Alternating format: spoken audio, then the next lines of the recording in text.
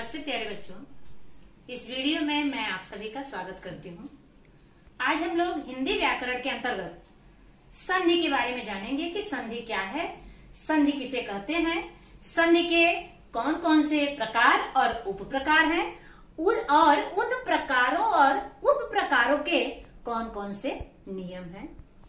तो सबसे पहले संधि के शाब्दिक अर्थ को जानते हैं। संधि का शाब्दिक अर्थ क्या होता है? संधि का शाब्दिक अर्थ होता है मेल या जोड़। मेल या जोड़ किसका मेल या जोड़?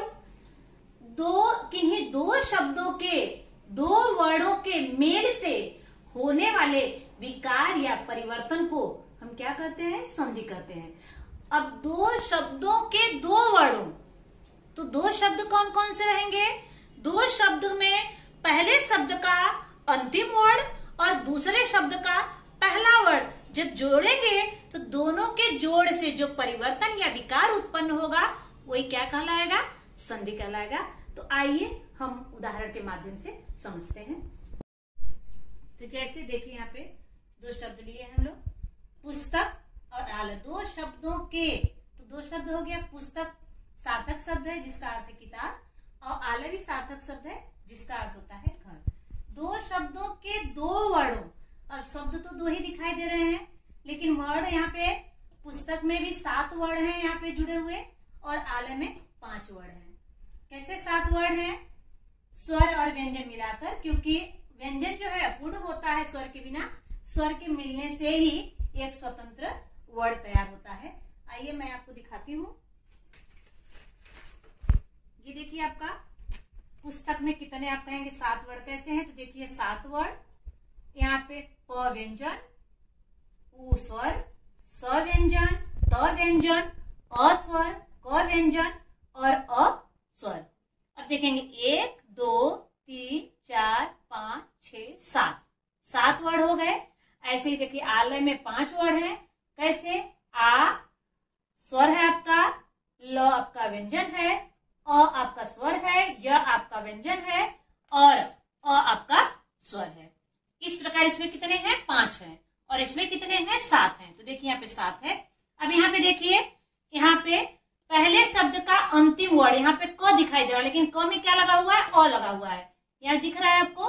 तो पहले शब्द का अंतिम वर्ण और दूसरे शब्द का पहला वर्ण। अब देखेंगे यहाँ पे अ और यहाँ पे आ, अ और आ मिलकर यहाँ पे क्या बने? आ बने। अब यहाँ पे बचा क्या आपका? पुस्तक। आधा का बचा और धन क्या बचा? लय। अब पुस्तक और लय। अब यहाँ पे अ और आ जो यहाँ से निकले हैं वो क्या बना है? आ। तो पुस्तक धन, आ धन लय बराबर विकार उत्पन्न होने पे कौन सा नया शब्द बना है? पुस्तकालय। परिवर्तन हुआ है तो क्या बना है यहाँ पे? पुस्तकालय।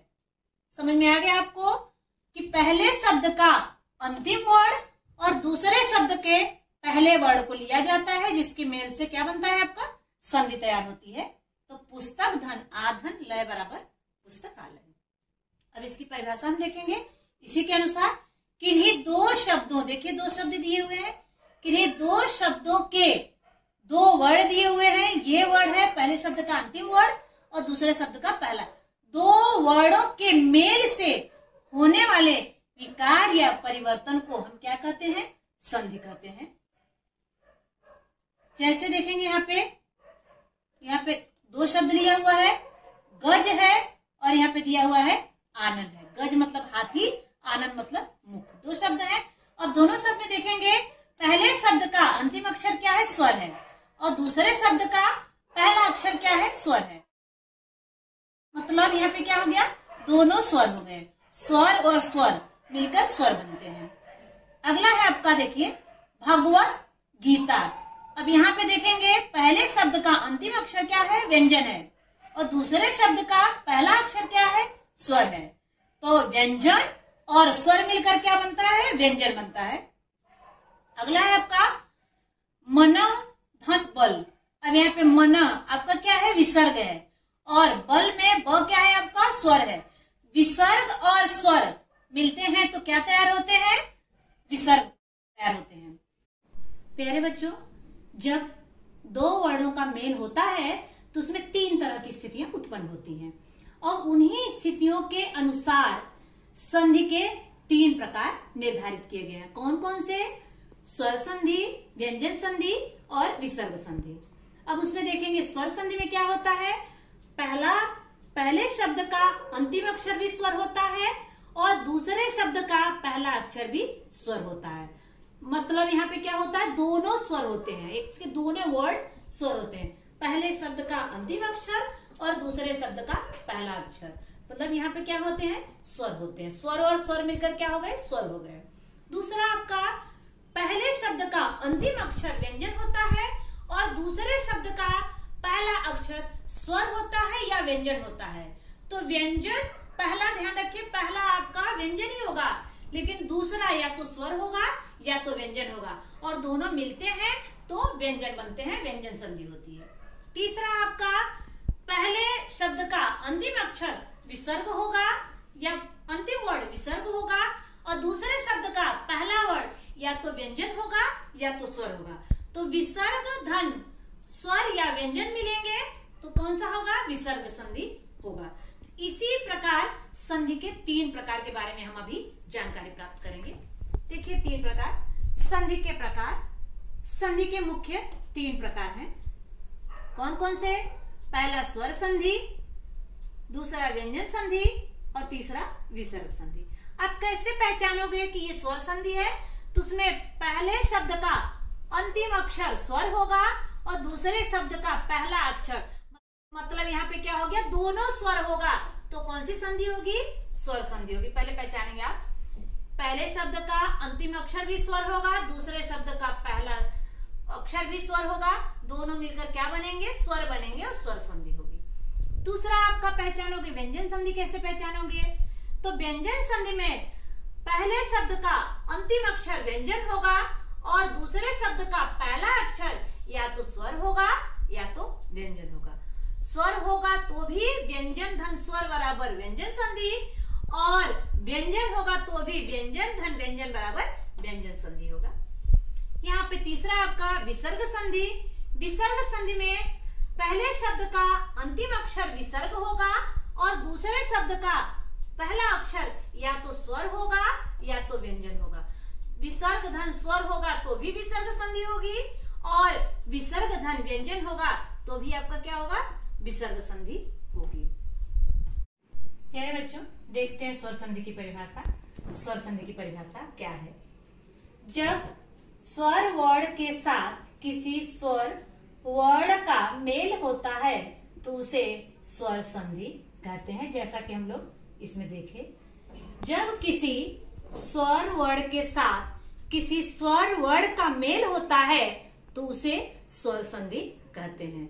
अर्थात संधि के पहले शब्द का अंतिम अक्षर भी स्वर होगा और दूसरे शब्द का पहला अक्षर भी स्वर होगा। आइए उदाहरण के माध्यम से समझते हैं। अब यहाँ पे देखेंगे सूर्य धन अस्त, 2 सार्थक शब्द हैं। अब यहाँ पे सूर्य, अ, य में अ लगा हुआ, अ भी स्वर है और दूसरा भी स्वर है।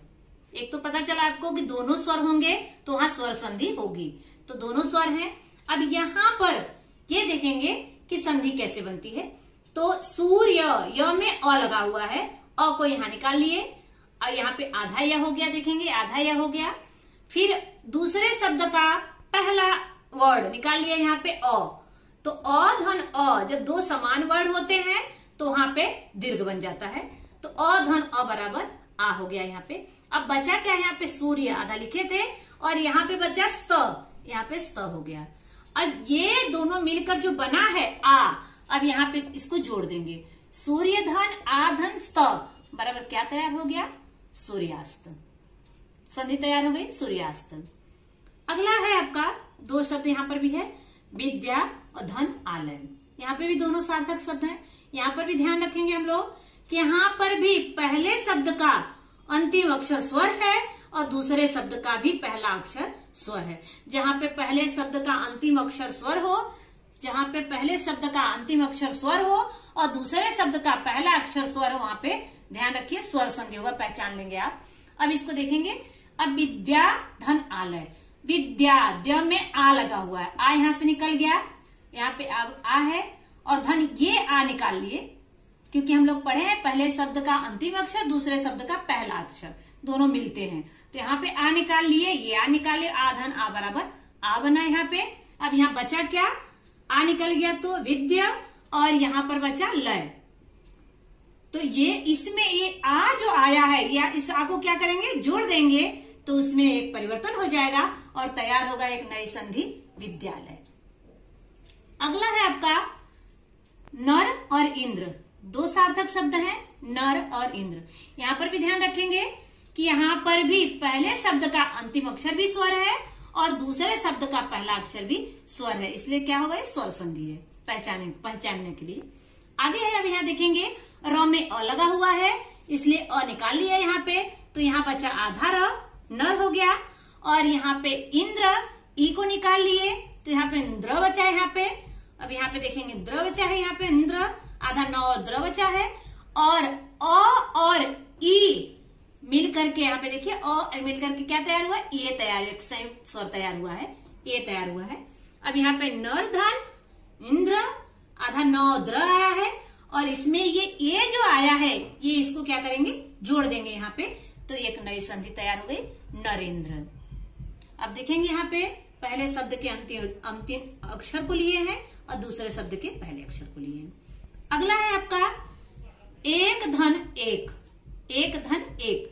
अब एक धन एक में देखिए पहले शब्द का अंतिम अक्षर क्या है, क में अ लगा हुआ है, इसलिए अ, और दूसरे शब्द का पहला अक्षर क्या है, ए, अ धन ए बराबर क्या हो गया, ऐ हो गया। अब यहाँ पे देखेंगे जब अ निकल गया तो आधा क बचा एक, और यहाँ पे देखेंगे आपका ये निकल गया तो क बचा है खाली। अब ये जो नया तैयार हुआ है स्वर, उसको यहाँ पे जोड़ देंगे, तो एक धन ऐ बराबर एक धन ऐ धन क बराबर क्या तैयार हो गया, एक ऐ। अब यहाँ पे देखेंगे यहाँ पर भी पहले शब्द का अंतिम अक्षर स्वर है, दूसरे शब्द का पहला अक्षर स्वर है, इसलिए ध्यान रखना है कि जिसमें पहले शब्द का अंतिम अक्षर स्वर हो और दूसरे शब्द का पहला अक्षर स्वर हो, वहां पे स्वर संधि होगी। प्यारे बच्चों, देखते हैं स्वर संधि के कितने प्रकार हैं और कौन कौन से प्रकार हैं। तो स्वर संधि के प्रकार, स्वर संधि के मुख्य 5 प्रकार हैं। पहला दीर्घ स्वर संधि, दूसरा गुण स्वर संधि, तीसरा वृद्धि स्वर संधि, चौथा यड़ स्वर संधि, और 5वां आयादी स्वर संधि। प्यारे बच्चों, स्वर संधि में जब स्वर वर्ण का मेल स्वर वर्ण से होता है तो उसमें विभिन्न तरह की स्थितियां उत्पन्न होती हैं और उसी के अनुसार स्वर संधि के प्रकार बनते हैं। हम लोगों ने देखे जैसे कि स्वर संधि के मुख्य कितने प्रकार, 5 प्रकार। कौन कौन से, दीर्घ स्वर संधि, गुण स्वर संधि, वृद्धि स्वर संधि, यड़ स्वर संधि और आयादी स्वर संधि। ये 5 प्रकार की स्थितियां उत्पन्न हुई, तो ये 5 प्रकार की संधि बताए गए हैं। इसमें सबसे पहले हम जानेंगे दीर्घ स्वर संधि क्या है। दीर्घ स्वर संधि को जानने से पहले हम सबसे पहले जानेंगे कि हिंदी में कितने स्वर होते हैं और उसमें कौन सा ह्रस्व होता है, कौन सा दीर्घ होता है और कौन सा संयुक्त स्वर होता है। प्यारे बच्चों, दीर्घ स्वर संधि को जानने से पहले हम ये जानेंगे कि हिंदी भाषा में कितने स्वरों को मान्यता दी गई है। तो देखिए स्वर कितने हैं, यहाँ पे 11 हैं। आप कहेंगे कि हम 13 पढ़े हैं, तो 13 स्वर में एक अंग होता है, दूसरा अ होता है। जो अंग होता है वो अनुसार होता है और जो अ होता है वो विसर्ग होता है। ये दोनों यहाँ से निकल जाएंगे। संधि में ये 11 स्वर हैं। इन 11 स्वर में ये 6 स्वरों के अनुसार स्वर संधि बनाई गई है। अब देखेंगे इसमें कौन सा दीर्घ है और कौन सा ह्रस्व है, कौन सा सजाती है। तो यहाँ पे देखेंगे सबसे पहले ह्रस्व को देखेंगे। ह्रस्व यानी छोटा, उसको लघु भी कहते हैं। जब छंद पढ़ेंगे हिंदी में तो उसको लघु कहेंगे यहाँ पे।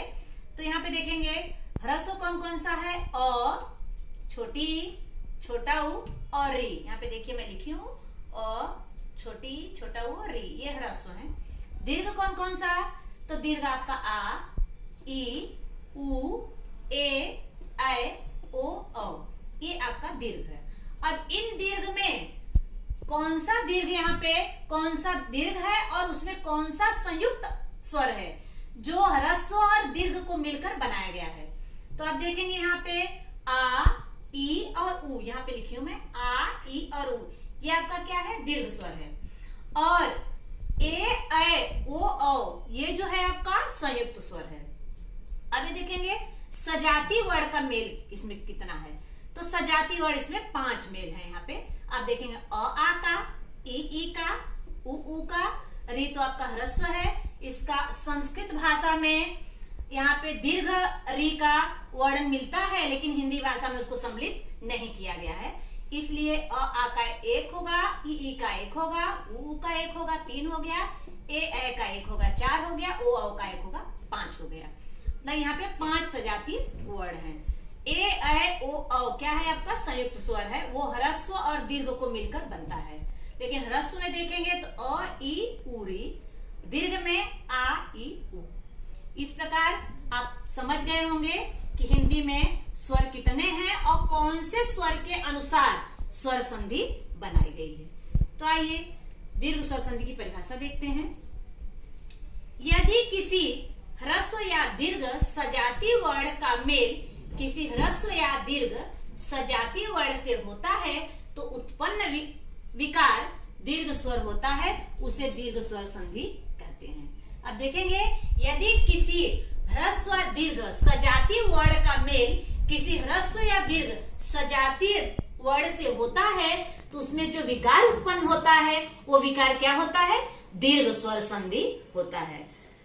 मतलब ह्रस्व और दीर्घ मिलेगा तो भी दीर्घ बनेगा, दीर्घ और ह्रस्व मिलेगा तो भी दीर्घ बनेगा, ह्रस्व और ह्रस्व मिलेगा तो भी दीर्घ बनेगा, और दीर्घ और दीर्घ मिलेगा तो भी आपका दीर्घ बनेगा। तो आइए हम नियम के माध्यम से देखते हैं।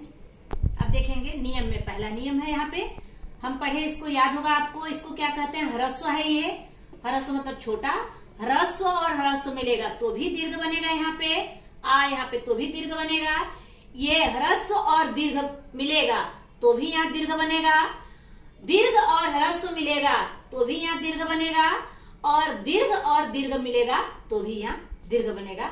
आइए हम लोग उदाहरण के माध्यम से देखते हैं।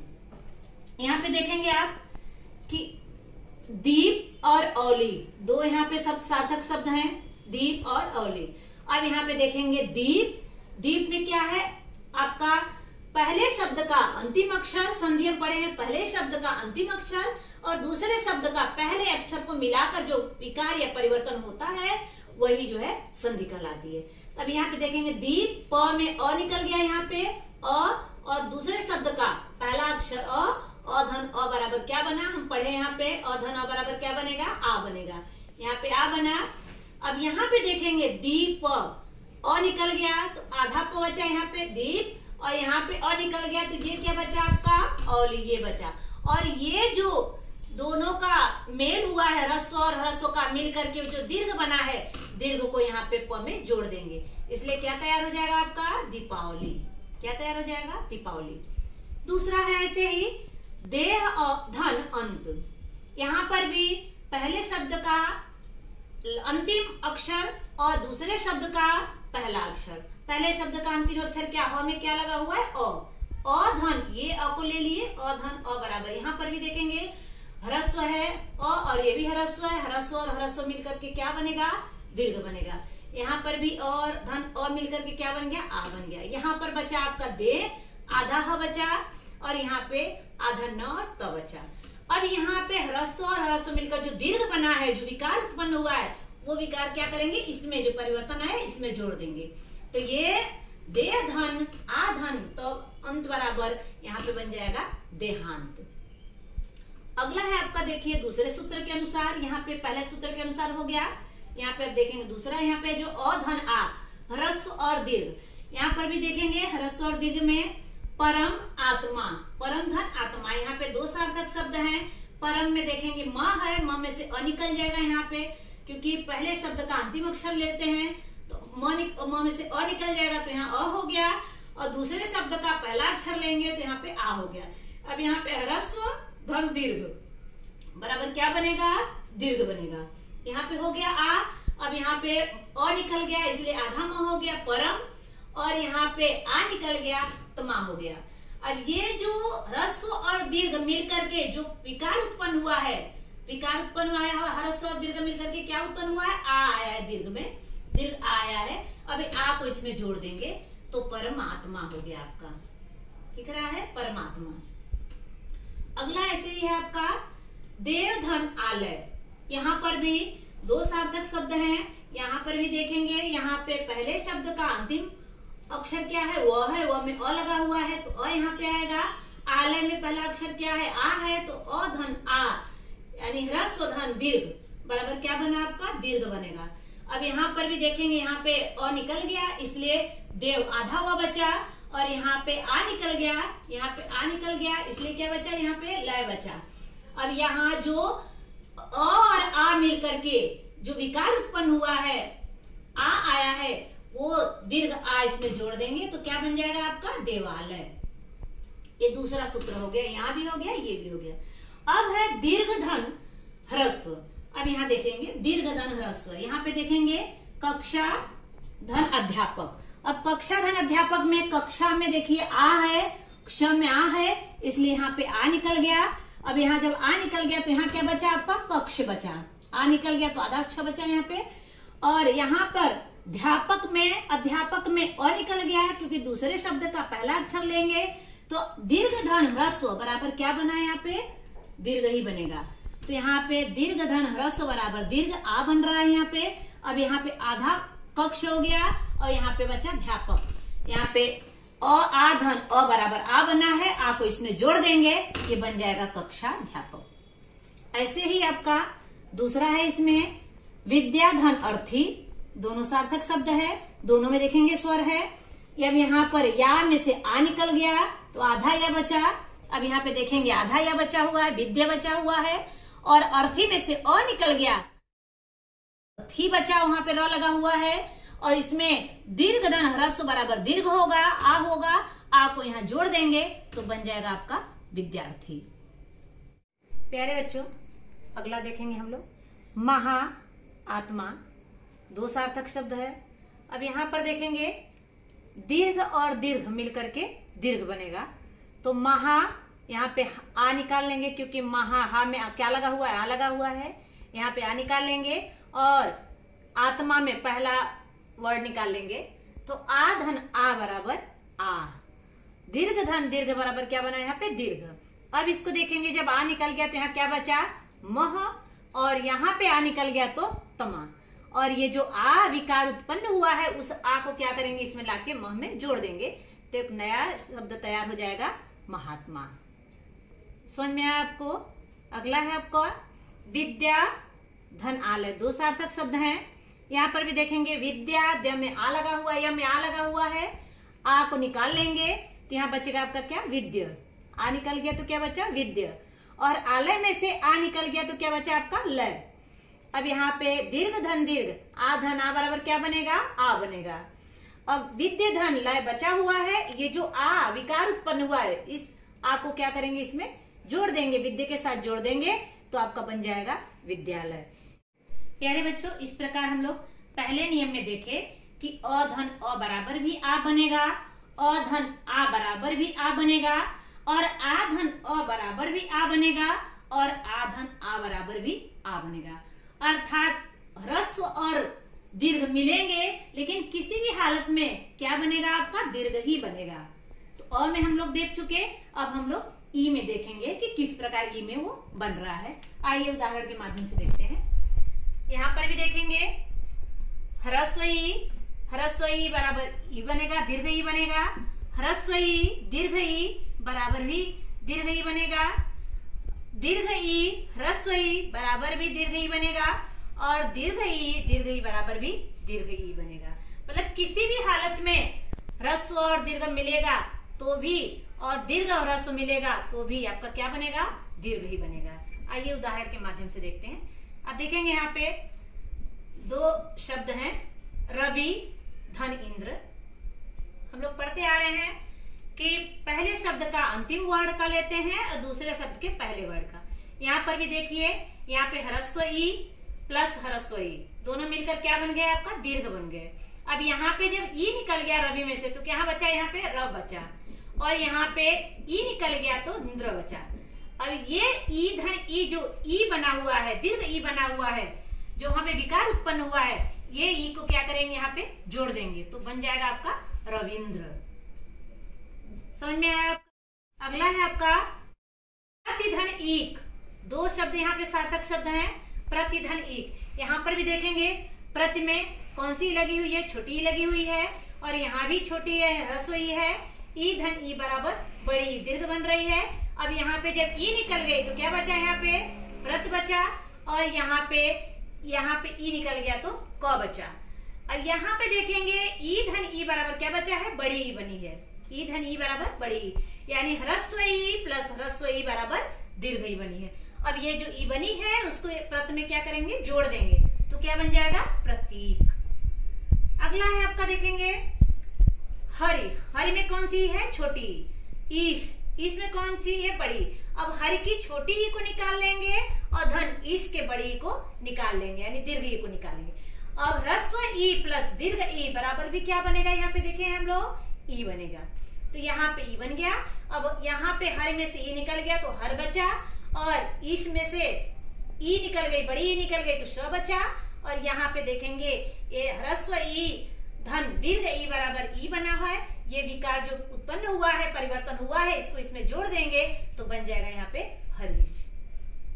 अगला है आपका मुनि धन ईश्वर। दो सार्थक शब्द हैं। मुनि में भी छोटी ई है और ईश्वर में बड़ी है। अब देखेंगे छोटी ई धन बड़ी ई बराबर किसी भी हालत में, चाहे छोटी ई पहले हो, दीर्घ हो, चाहे बड़ी हो, लेकिन किसी भी हालत में दीर्घ ही बनता है यहाँ पे। तो ह्रस्व ई धन दीर्घ ई बराबर ई। अब यहाँ पे मुनि में से छोटी ई निकल गई, यहाँ पे बचा मुन, और यहाँ पर बचा ई निकल गया, यहाँ पे स्वर बचा, और छोटी ई धन बड़ी ई बराबर क्या बना, बड़ी ई। अब बड़ी ई को क्या करेंगे, मुन में जोड़ देंगे तो बन जाएगा आपका मुनीश्वर। अगला देखेंगे आपका दो सार्थक शब्द है, फणी और इंद्र। यहाँ पे देखेंगे फड़ी में बड़ी है, बड़ी को निकाल लिए। यहाँ पे पहले शब्द का अंतिम अक्षर बड़ी निकाल लिए। यहाँ पे बचा जब बड़ी निकल गई तो यहाँ बचा फण, और यहाँ पे ह्रस्व ई को निकाल दिए तो यहाँ बचा द्र। अब बड़ी धन छोटी बराबर क्या तैयार हुआ, बड़ी अर्थात दीर्घ ई। अब दीर्घ ई को फण में जोड़ देंगे तो क्या तैयार होगा, एक नया शब्द तैयार होगा जिसको कहेंगे फणींद्र। अगला है आपका मही धन इंद्र। यहाँ पर भी देखेंगे बड़ी धन यानी दीर्घ ई धन ह्रस्व ई बराबर दीर्घ ई। अब यहाँ पे देखेंगे जब बड़ी मही में से बड़ी निकल गई, दीर्घ ई निकल गई तो यहाँ पे मह बचा, और यहाँ पे ई निकल गया तो यहाँ पे द्र बचा, इंद्र। और दीर्घ ई धन ह्रस्व ई बराबर दीर्घ ई बनती है। ये दीर्घ ई को यहाँ पे जोड़ देंगे मह के साथ तो ये हो जाएगा महेंद्र। अगला है आपका नदी धन ईश। यहाँ पे दो सार्थक शब्द हैं, नदी धन ईश। अब नदी में आप देखेंगे यहाँ पर भी आपका दीर्घ ई है और ईश में भी दीर्घ ई। दीर्घ ई धन दीर्घ ई भी मिलेगा तो क्या बनेगा, यहाँ पे दीर्घ ई बनेगी। अब जब यहाँ पे दीर्घ ई निकल गई तो क्या बचा, यहाँ पे न दाधा द बचा, और ईश में से बड़ी निकल गई तो स बचा, और यहाँ पे दीर्घ ई धन ई दीर्घ ई बराबर क्या तैयार हुआ, दीर्घ ई तैयार हुआ। यहाँ पे दीर्घ ई को जोड़ देंगे तो बन जाएगा नदीश। अगला है इसमें रजनी धन ईश। दो सार्थक शब्द हैं, रजनी धन ईश। रजनी में भी देखेंगे बड़ी ई है और इसमें भी देखेंगे बड़ी ई है, दीर्घ ई है, तो दीर्घ ई धन दीर्घ ई बराबर दीर्घ ई बनेगी। अब यहाँ पे दीर्घ ई निकल गई तो रजन बचा, और यहाँ पे बड़ी निकल गई और दीर्घ ई निकल गई तो यहाँ पे श बचा, और दीर्घ ई धन दीर्घ ई बराबर दीर्घ ई। अब दीर्घ ई को इसमें जोड़ देंगे रजन में तो हो जाएगा आपका रजनीश। प्यारे बच्चों, इस प्रकार हम लोग इस नियम में पढ़े ई में कि किस तरह से ह्रस्व ई धन ह्रस्व ई बराबर दीर्घ ई बनेगी, ह्रस्व ई धन दीर्घ ई बराबर दीर्घ ई बनेगी, दीर्घ ई धन ह्रस्व ई बराबर भी दीर्घ ई बनेगी, और दीर्घ ई धन दीर्घ ई बराबर भी दीर्घ ई ही बनेगी। अगला है आप देखेंगे यहाँ पर भी ह्रस्व उ धन ह्रस्व उ बराबर दीर्घ उ बनेगा, ह्रस्व उ धन दीर्घ उ बराबर भी उ बनेगा दीर्घ उ, दीर्घ ऊ धन ह्रस्व ऊ बराबर भी दीर्घ ऊ बनेगा और दीर्घ ऊ धन दीर्घ ऊ बराबर भी दीर्घ ऊ बनेगा। आइए उदाहरण के माध्यम से देखते हैं। यहाँ पर देखेंगे दो सार्थक शब्द हैं, भानु धन उदय। यहाँ पे भानु छोटा ऊ है, यहाँ पे निकल जाएगा ऊ, तो आपका बचेगा क्या, भान। ऊ यहाँ पे निकल गया, उदय में से ऊ निकल गया, ऊ धन ऊ बराबर क्या बनेगा, यहाँ पे दीर्घ ऊ बनेगा। अब यहाँ भान निकल गया, यहाँ पे दय निकल गया, और ये ऊ धन ऊ मिल करके जो विकार उत्पन्न हुआ है, ऊ बना है, जो परिवर्तन आया ऊ को इसमें जोड़ देंगे तो बन जाएगा भानुदय। देखिए यहाँ पे अभी दीर्घ बना है, मतलब हम जितना भी देख रहे हैं इसमें दीर्घ संधि में, वहां पर ह्रस्व और दीर्घ मिलकर भी दीर्घ बन रहा है, और दीर्घ और दीर्घ मिलकर भी दीर्घ बन रहा है, और ह्रस्व और ह्रस्व मिलकर भी दीर्घ बन रहा है। अगला देखेंगे हम गुरु धन उपदेश। दो सार्थक शब्द है, गुरु में भी देखेंगे छोटा ऊ है, यहाँ पे ऊ निकल जाएगा, गुरु बचेगा। यहाँ उपदेश में ऊ निकल जाएगा, पदेश बचेगा, यहाँ पे देखेंगे प्रदेश बचेगा। अब ऊ धन ऊ बराबर बड़ा ऊ, यहाँ पे देखे हम लोग नियम में बड़ा ऊ ही बनता है, और गुरु में ऊ को जोड़ देंगे तो हो जाएगा आपका बड़ा ऊ गुरुपदेश। प्यारे बच्चों, अगला आपका है लघु धन उर्मी।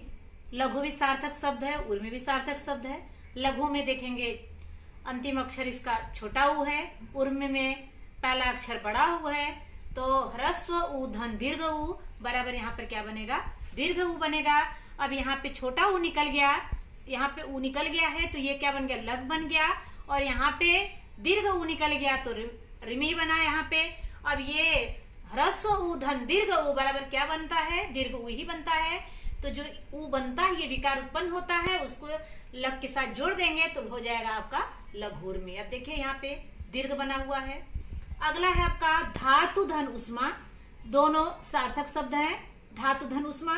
धातु में भी देखिए छोटा ऊ है, ह्रस्व ऊ है, धन उष्मा में बड़ा ऊ है, छोटा ऊ धन बड़ा ऊ बराबर बड़ा ऊ, अर्थात ह्रस्व ऊ धन दीर्घ ऊ बराबर दीर्घ ऊ। अब यहाँ पे ऊ निकल गया तो यहाँ पे धातु बचा, और यहाँ पे उष्मा में से ऊ निकल गया तो उष्मा बचा। अब ये ह्रस्व ऊ धन दीर्घ ऊ बराबर क्या बना है आपका, दीर्घ ऊ। दीर्घ ऊ को यहाँ पे जोड़ देंगे तो क्या बन जाएगा, आपका नया शब्द तैयार हो जाएगा, आपका धातुष्मा। अगला है आपका वधु धन उत्सव। दो सार्थक शब्द हैं। अब वधु में देखिए बड़ा ऊ है, बड़ा ऊ को यहाँ पे दीर्घ ऊ को निकाल लेंगे, उत्सव में छोटा ऊ है, ह्रस्व ऊ है, यहाँ पे दीर्घ ऊ धन ह्रस्व ऊ बराबर दीर्घ ऊ बना है। अब यहाँ पे जब दीर्घ ऊ निकल गया तो यहाँ पे बचा क्या आपका बद, और यहाँ पे ऊ निकल गया तो सौ बचा यहाँ पे, और दीर्घ ऊ धन ह्रस्व ऊ बराबर दीर्घ ऊ बना हुआ है, दीर्घ ऊ इसमें जुड़ जाएगा तो हो जाए आपका बधुत्सव। अगला है आपका भू धन ऊपरी। दो सार्थक शब्द है, भू धन ऊपरी।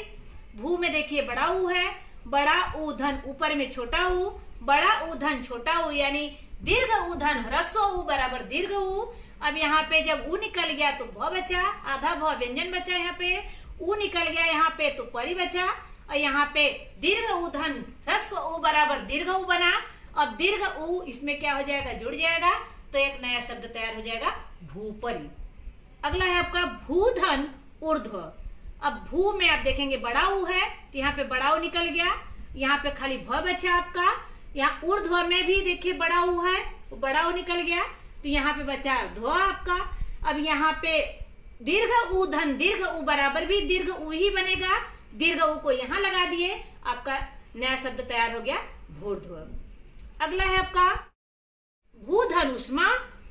भू सार्थक शब्द है, उष्मा भी सार्थक शब्द है। अब भू में बड़ा ऊ है, यहाँ पे देखेंगे बड़ा ऊ निकल गया यहाँ पे तो आधा भ बचा है, और यहाँ पे धन उष्मा में बड़ा ऊ है, बड़ा ऊ निकल जाएगा तो यहाँ पे समा बचा, और यहाँ पे जो दीर्घ ऊ धन दीर्घ ऊ मिल करके बना है वो क्या बना है, दीर्घ ऊ बना। दीर्घ ऊ को हमें जोड़ देंगे तो एक नया शब्द तैयार होगा भूष्मा। अब देखेंगे संस्कृत व्याकरण में री धन री को मिलाकर दीर्घ री का रूप बनाया जाता है। जैसे आप देखेंगे पितृ धन ऋण बराबर पितृण। आप देखेंगे नीचे एक और ऐसा ट जैसा बनाते हैं, री लगाते हैं, पितृण। अब यहाँ देखेंगे री धन री बराबर बड़ी, लेकिन हिंदी व्याकरण में इसको सम्मिलित, दीर्घ री को हिंदी व्याकरण में सम्मिलित नहीं किया गया है, ये संस्कृत में है, इसलिए ये री को यहाँ पे नहीं जोड़ा जाता है। यहाँ पे अ आ ई और उ को ही जोड़ा जाता है। प्यारे बच्चों, तो हम लोग दीर्घ स्वर संधि के बारे में जानकारी प्राप्त किए। दीर्घ स्वर संधि में क्या है कि यदि किसी ह्रस्व या दीर्घ सजाती वर्ण का मेल किसी ह्रस्व या दीर्घ सजाती वर्ण के साथ होता है, उसमें जो उत्पन्न विकार होते हैं वो उत्पन्न विकार दीर्घ स्वर होते हैं, इसलिए उसे दीर्घ स्वर संधि कहते हैं। ध्यान रखना है, सजाती वर्ण का मेल चाहे ह्रस्व हो चाहे दीर्घ हो, सजाती वर्ण का मेल सजाती वर्ण के साथ ही होगा। जैसे अ का आ से, आ का आ से, अ का आ से, आ का अ से, ई का ई से, बड़ी ई का छोटी ई से, छोटी ई का बड़ी ई से और बड़ी ई का बड़ी ई से। उसी तरह से ऊ का हम लोग पढ़े, छोटे ऊ का बड़े ऊ से, बड़ा ऊ का बड़े ऊ से, बड़ा ऊ का छोटे ऊ से, अर्थात ह्रस्व और दीर्घ, दीर्घ और ह्रस्व, मतलब जो भी मिलेंगे दीर्घ स्वर संधि में सजाती वर्ण ही मिलेंगे, उसे हम दीर्घ स्वर संधि कहते हैं। धन्यवाद।